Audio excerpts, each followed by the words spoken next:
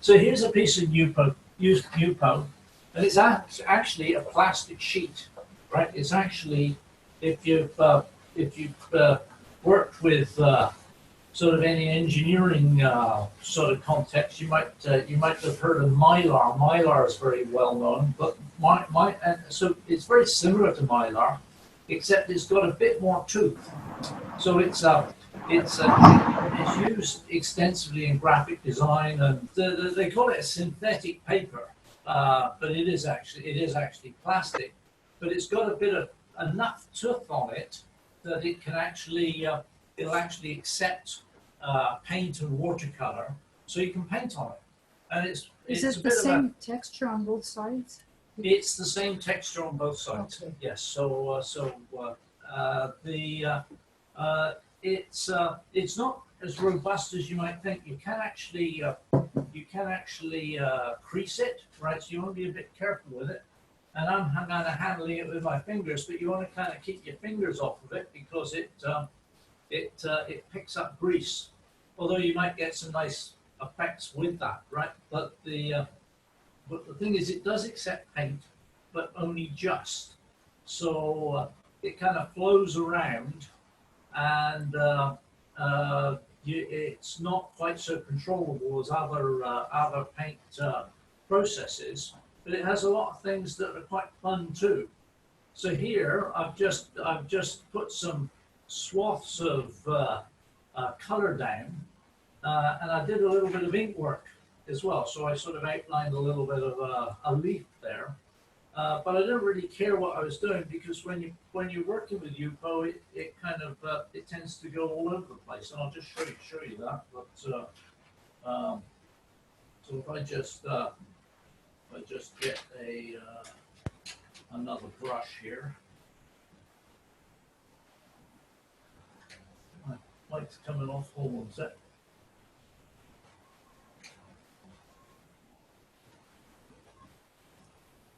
So if I put a bit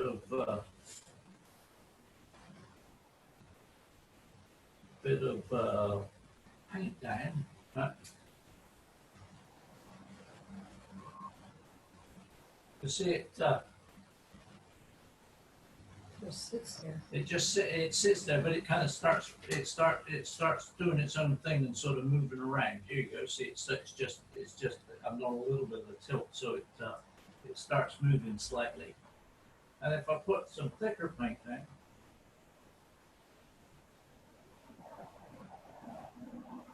that's now flowing into that paint that I started with. See. Now, if you make the paint really thick, it will stay where you put it. So you can actually sort of do things with a little bit of definition, or you can add some water, and the paint sort of goes on its merry way. Right. And as you tilt it, of course, it's gonna kind of start doing its own thing. So it's very it's a lot of fun, but it's not very controllable too, and that's kind of a bit of the joy of it.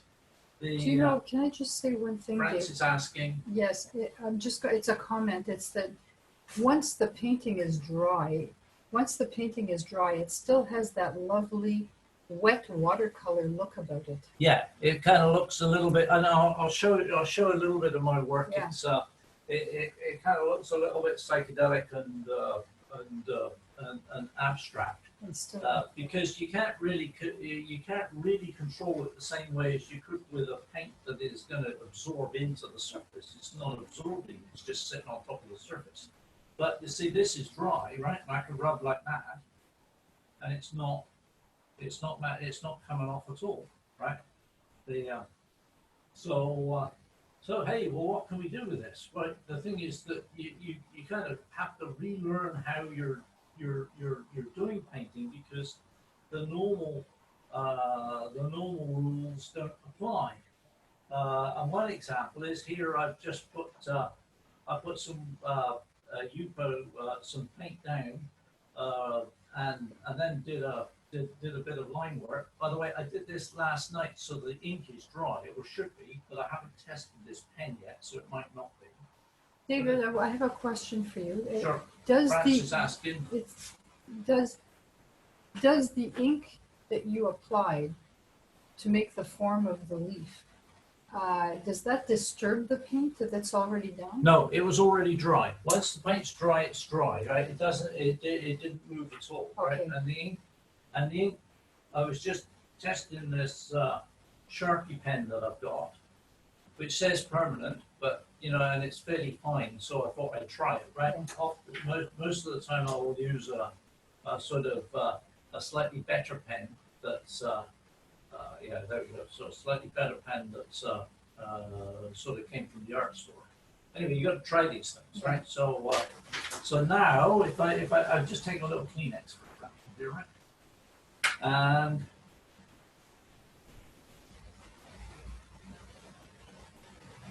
see, this paint just comes right off.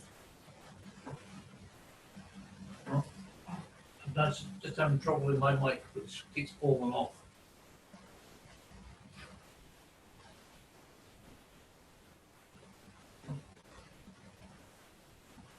Oh, that's good. Clean water, gotta have clean water, right? So now you see, I can just wipe that straight out. Doesn't matter where I put the paint, I can take it out. Now, I say that that's like 95% true, but some of the really staining pigments, they do actually stain a little bit. Like you put phthalo ink on, if you leave it for a few days, I don't think you get that off quite as cleanly as this, right? But here you go, see, I'm doing this fairly quickly, right?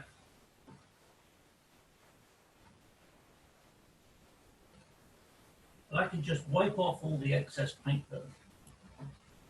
that was there, right? What type of paint were you using? Well, I'm using watercolor here, Wilma. Actually, okay. I'll take this.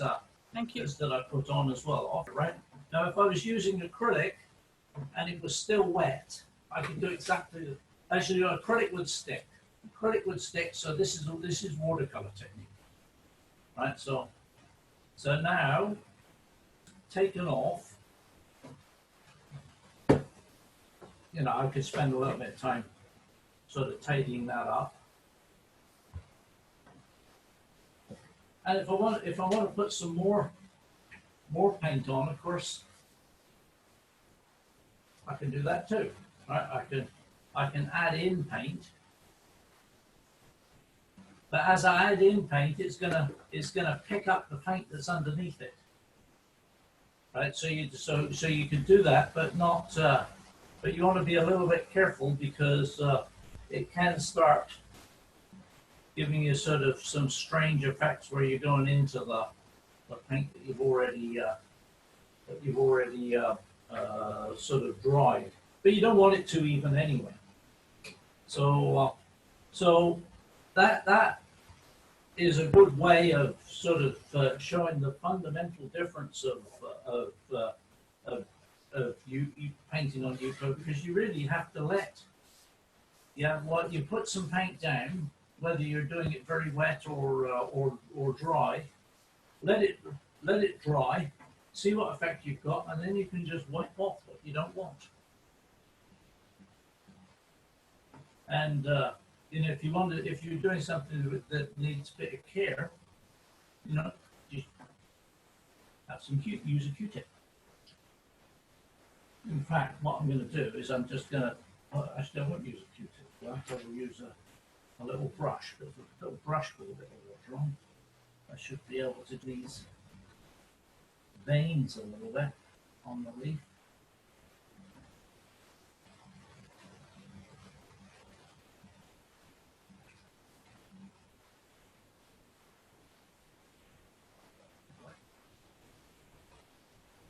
There we go. Make those out a little bit.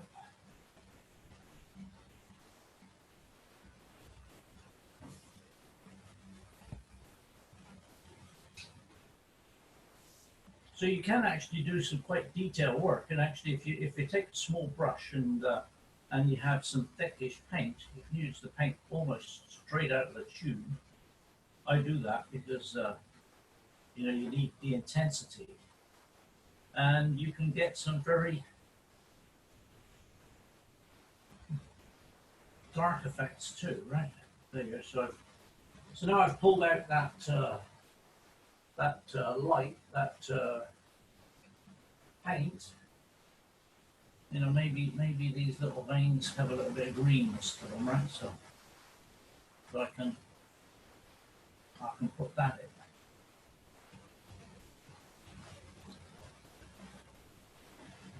Obviously, if I'm putting if I'm putting the paint, the green into over the red, right, I'm going to get some duller effects. Maybe that's nicer. Right? See, that just turns. You can probably see that that's just turning it as I go over parts that are red. It all immediately goes dark, right? Because it's picking up the red and following your color theory, you sort of know that that's going to turn dark and muddy. So you can do some very kind of abstract effects with it, and then you can do some more detailing as well. I have a comment too, Dave. Sure. It's I just had a bit of a flash, you know, like when you're walking through the parks at this time of year and you see a whole bunch of leaves coming down. It's a bit like a leaf storm. So one composition that you could consider, it's kind of a fun composition, is to have a normal landscape ahead of you showing the fall colors, and then a very large leaf that's coming towards you. Yeah. You know, That was, in the foreground. Yeah. Yeah. Maybe I could do that. I could do that here, right? Yeah. Because that would still. But actually, what I'm going to do, just for demonstration purposes, I'll just put some paint in the background, because I took out the paint I didn't want, and I could just go in and put a nice dark background in. Right, this paint is dry, right? So I can use the line just to leaf in the grass. Right, all right.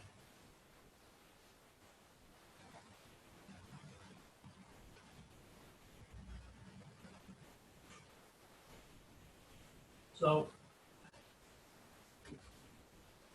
anything you can do with watercolor, you can do on Yupo. It's just you've got to sort of rethink how the thing's going to behave, right, and have a little bit of a practice, right? How long would that take to dry, that green paint? It depends. It depends on the amount of water, but typically these things will take an hour or two. They can take over an hour to dry, right? Like if you got a big puddle of water, right? If I do that and put big puddles of water in, right, that's going to take quite a lot of time to dry, right? But while I'm doing that, we'll just mention that it's going to move around as well. So if you want to keep right now, I got it on a little bit of an angle, so everything's going to kind of slightly go this way. But if you want, you can just sort of arrange it so it is really horizontal, and you can tell that it's horizontal because the paint stops moving. So it acts just like a level, right? You can tell exactly where things are by the whether the paint is actually sort of moving around. Here I might get a bit of bleeding because I did put some new paint in. Right?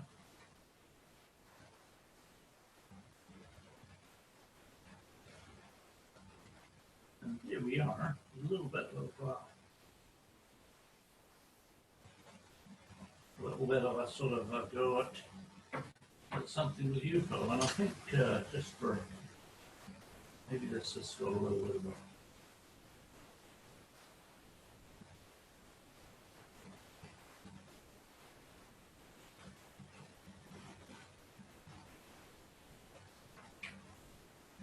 I find that's a bit strong, which I do.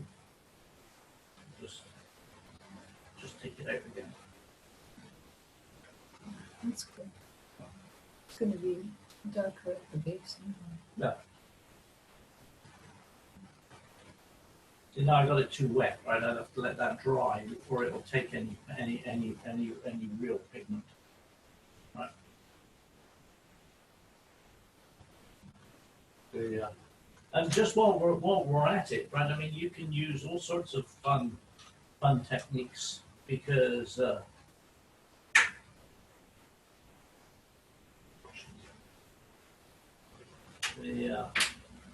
because you can get some nice, interesting effects just rollering, for example. So roller I use.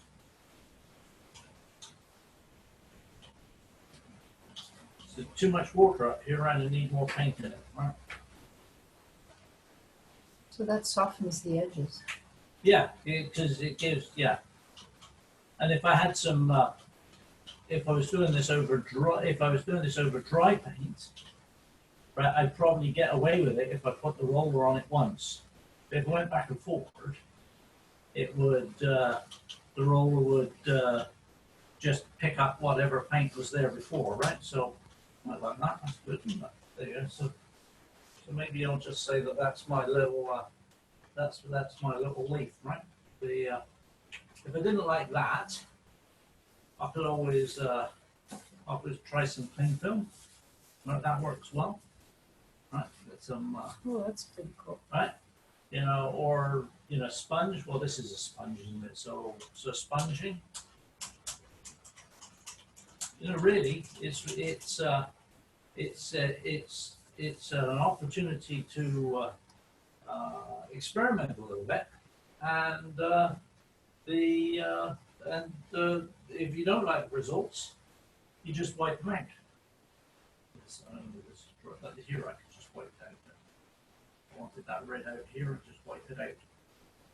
Then I'd have to let it dry if I wanted to put some green into that that edge, right? So that's one way of using Yupo, and that's sort of the main thing I do. The only thing I haven't shown is that you know, it works with all sorts of dry media as well, right? So you can draw on it with pencil. You can use Conte. You can use ink, which ink works really well. You got it with ink though. One comment would be test to make sure that it's fast, right? Because yeah, otherwise the ink will flow out. And also because it's going onto a non-absorbent surface, I have found that you got to really let the ink dry. Then if dry to the touch doesn't cut it because it can still bleed if it's dry to the touch. And larger thicknesses, they just don't absorb. Permanent is water fast as well. Yes. But if what I've found is if I use like a 1 millimeter pen, even though it dries with ink on the surface, which then comes out again because it's not in the surface, right? So you put enough stuff on, if you like, it's never going to get absorbed by the Yupo. And if you put water on top of it, it's going to come loose again, right? So, but all sorts of dry media work well, and you'll see on my work, I use quite a bit of one of these watercolor. This is a watercolor crayon, right? So if I do something to do a little boot.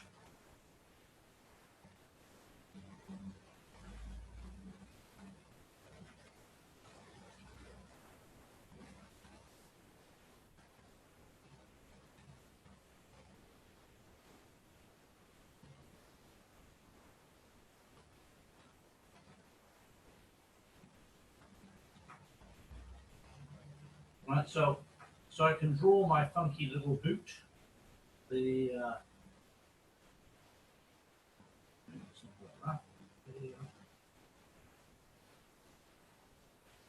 then when I put the put water onto that,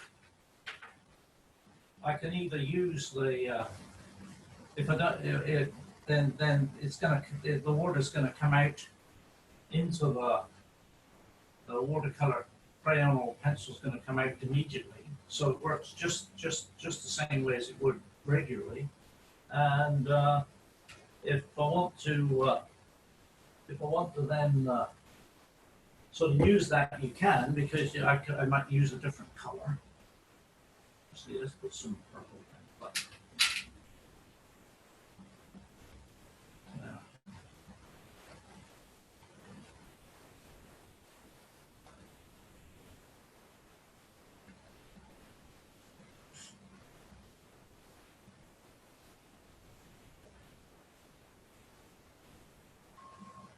So you can perhaps use some of the lines that you've got.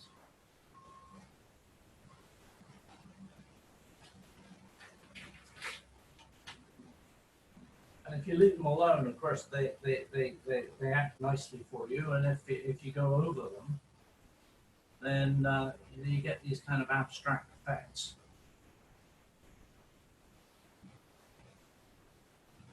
You might do some chunks. Friends. Just to give it more spreads, right? Dark in here as well.